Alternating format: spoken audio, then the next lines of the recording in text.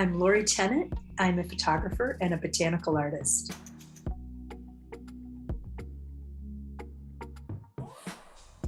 My work that was picked for Truman Hall are tulips, two different versions of tulips, one from Holland, Michigan, and the other one from a local garden.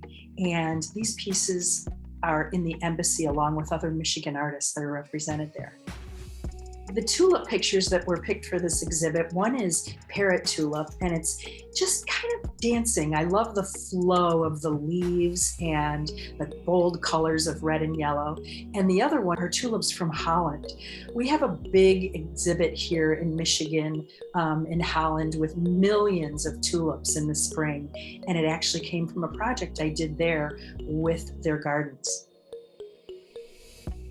I think that artwork can be such a bridge, and it's also a language where we can talk to each other. It doesn't have to be a different, political opinion or political body. We can all look at artwork and bring our unique experiences to that presentation and share ideas about what our feelings are, where we come from, and how our traditions are represented in that artwork.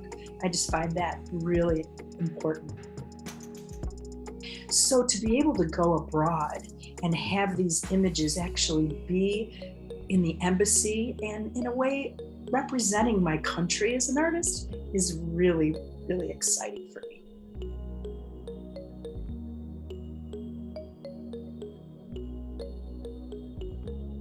Well, being in nature has always been really important for me. I love to walk, I love to swim, and actually, my mother was a painter and an artist. And from very young, we were in the garden. And some of my earliest memories are in the garden, picking flowers with her and then watching her paint them.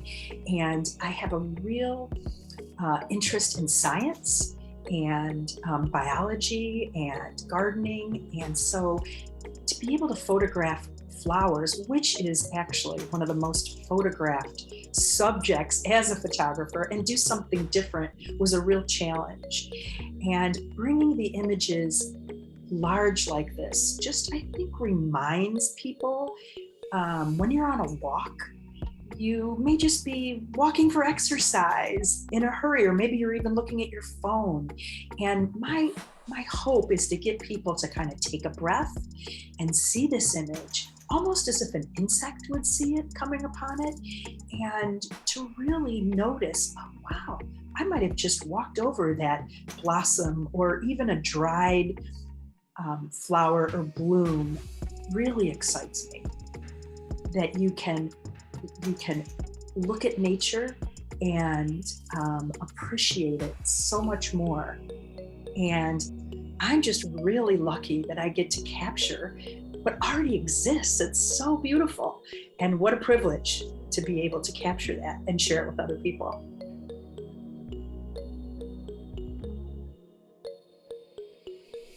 Whenever I photograph, I go to the gardens, or it's flowers that I've grown, and I bring those into the studio. So everything is actually photographed in the studio. Photographically, it's a very shallow depth of field. So whatever is in focus is lit, and then everything else goes out of focus in the background. I think it makes the plant stand out a lot better for my compositions, and does leave a little bit of mystery in where did the rest of that plant go, kind of like a sentence with 4 dots after it. So most of my blooms or branches, it's only a section that I'm photographing. They may be very small, like 2 inches in width to even maybe, smaller than that. And then I'm blowing them up on a massive scale. So you really get to see into the flowers and the petals. Oftentimes, like a poppy will look like crepe paper. And that could be from my lighting, whether I'm lighting it in the back or the front. And really working with a lot of paint brushes, believe it or not, because pollen is like my worst enemy. It gets all over the place, especially, with this black background. And so I have to be brushing things away, and I may massage a leaf to go in a certain direction just to really give me kind of the front and the back of some of the leaves or the petals.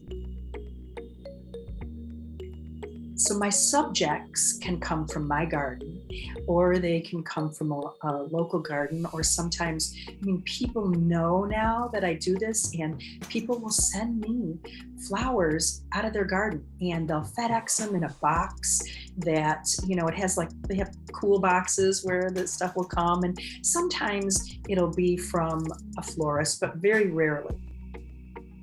The way I shoot is very scientific because it's almost like I'm trying to make, a catalog or a collection or a document. It's not so much about atmosphere or time of day because I'm creating that. I really like the images not to be perfect. So I'm not a big Photoshop person. If a plant is dying, that's part of the cycle of life. Or if the plants are bending over, I play loud music while I'm shooting, and I kind of like to call it dancing with plants. They either behave or they don't. Sometimes it works and sometimes it doesn't. It could take a half an hour for me to photograph one, or days working with certain things. So I usually have some setups going around the studio to see how they age and progress, because plants, once you cut them, and all mine are cut, nothing is photographed on location, they'll start to develop really interesting undulations and folds, and it'll turn different colors, and they just expose themselves to me in different ways.